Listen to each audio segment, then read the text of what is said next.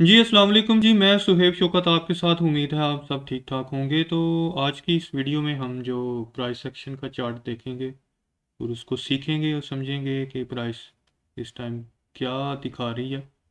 कुछ क्वेश्चंस हैं, उनके जवाबात लाएंगे।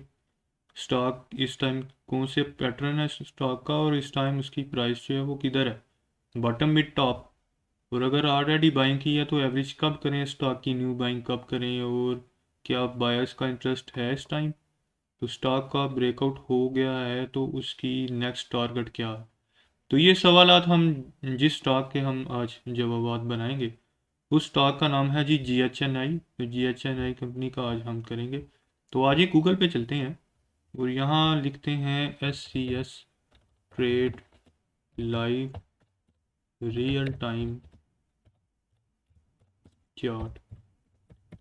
तो ये जो है ना आपका पहला लिंक आ जाएगा यहाँ पे। ठीक है, ये वाला PSX live real time advance charting tool, इस पे क्लिक कर लेंगे। तो हमारे पास जो है ना ये इनिशियल तौर पे ये लेफ़्ट साइड पर ऊपर देखें, ये KSE 100 का जो है ये रेड एंड ग्रीन कैंडल्स हमें शो हो रही है।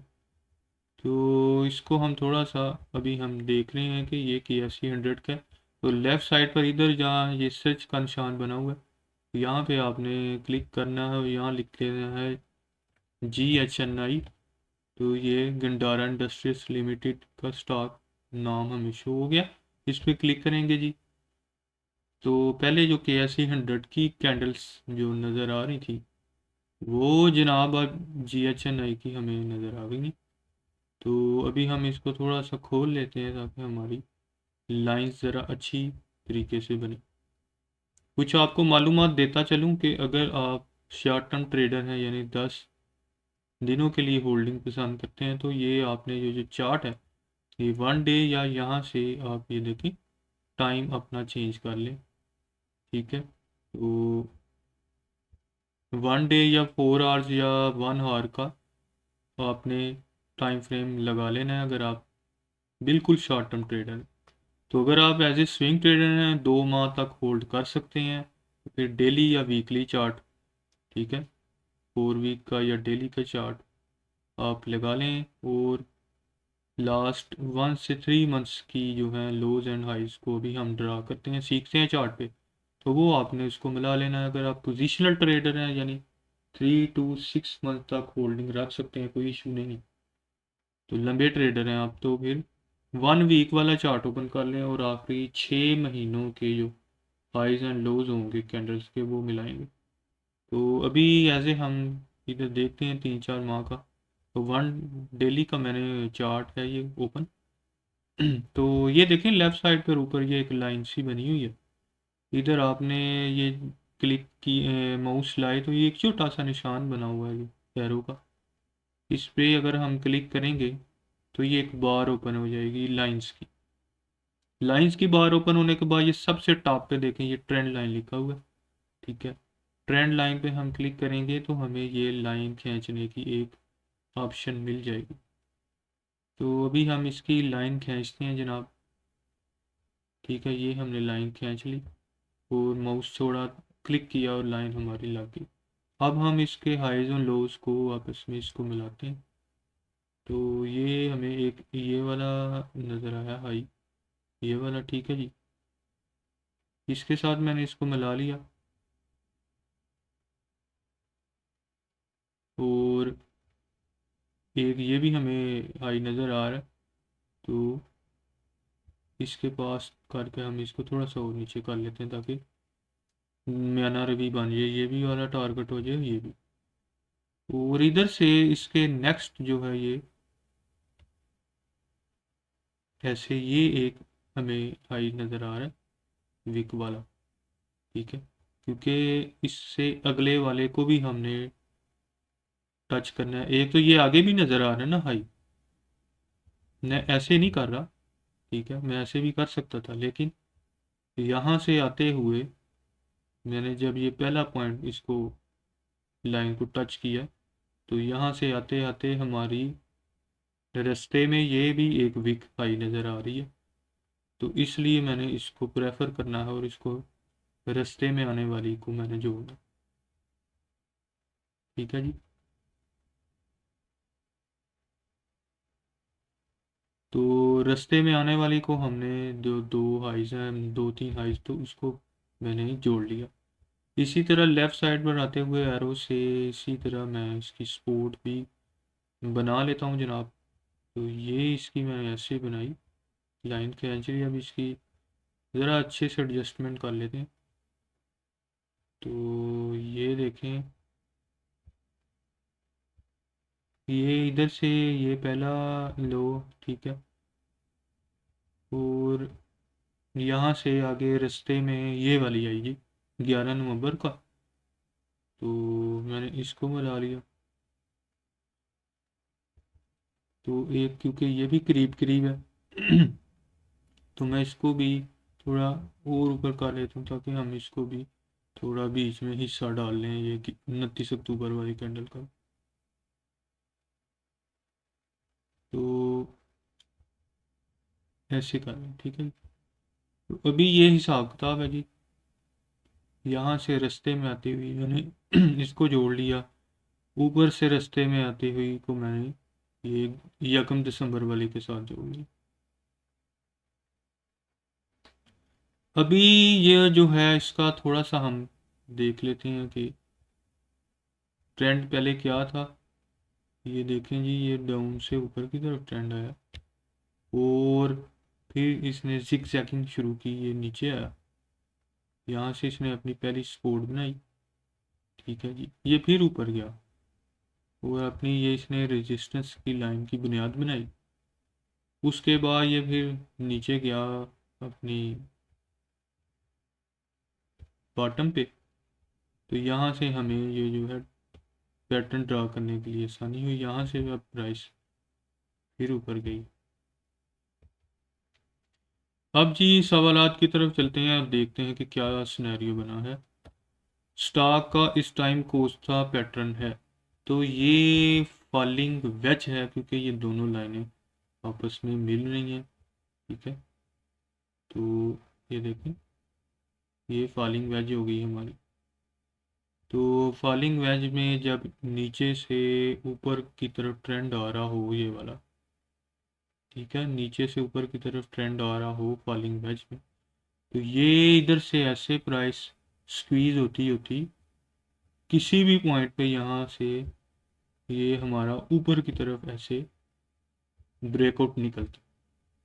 जैसे कि ये आज 2 दिसंबर को इस लाइन के ऊपर कैंडल क्लोज हुई है, ठीक है।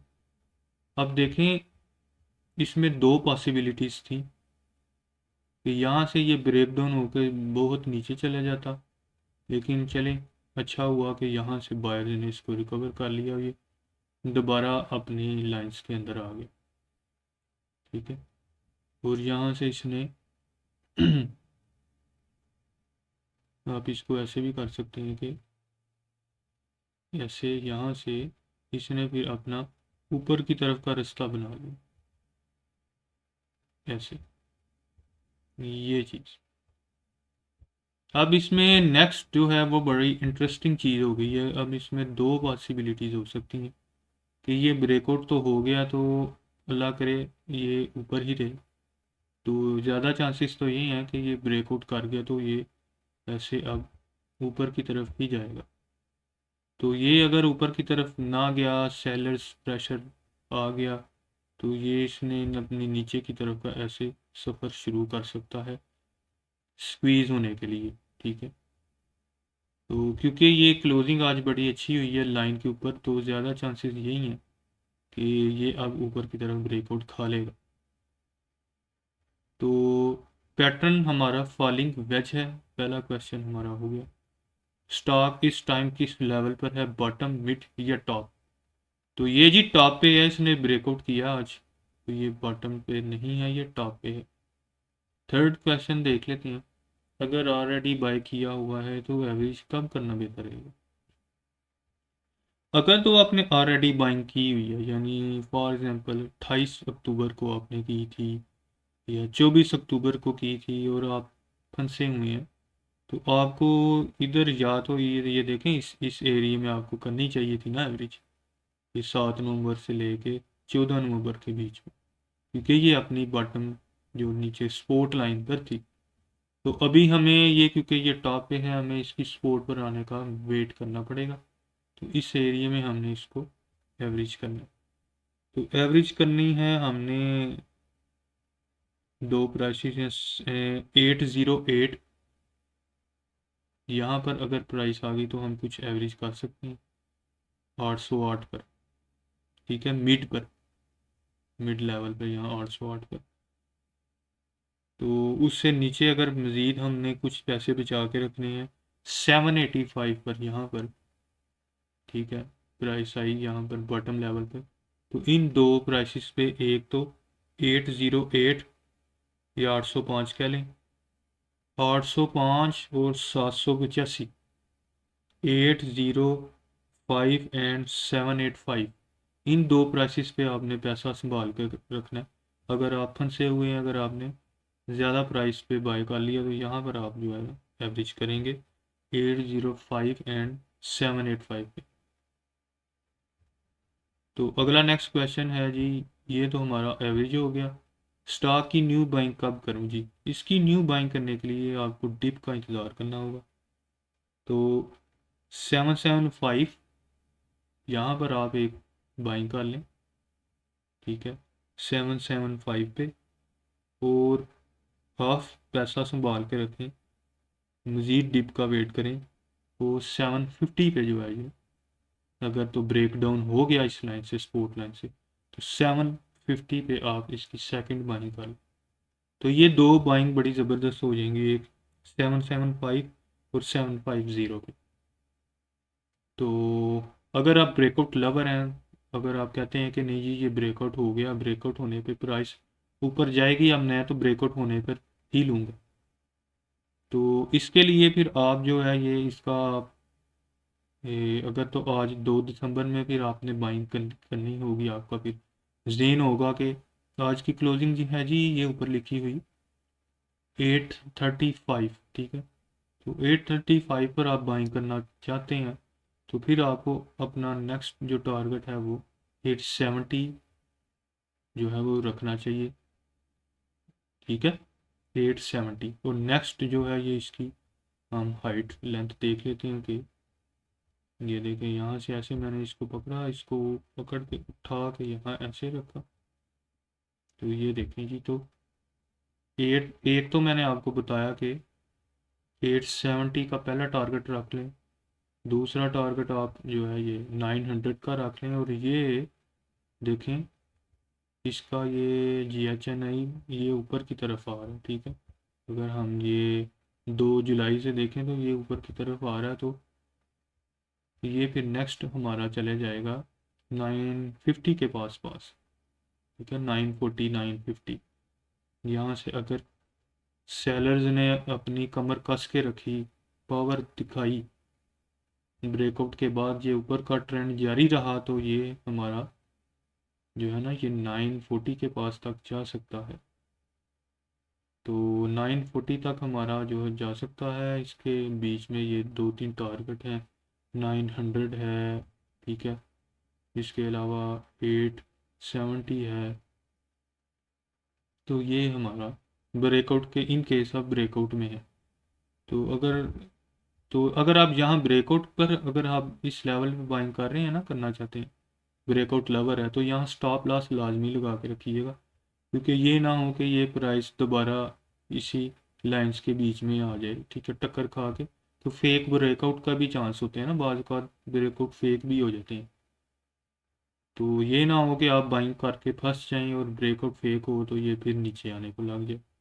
तो ये आपने स्टॉप लॉस लाजमी लगाना है।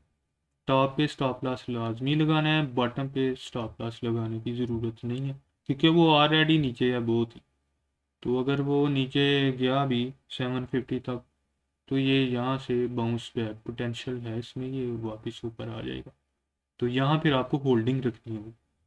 जैसे ये देखें, ये 11 नवंबर को आपने यहाँ बाय किया होता ना 779 पे, तो यहाँ आपने होल्डिंग रखनी थी, और होल्डिंग रखते रखते 779 से आज 2 दिसंबर तक देखें ये 835 तक आ गए।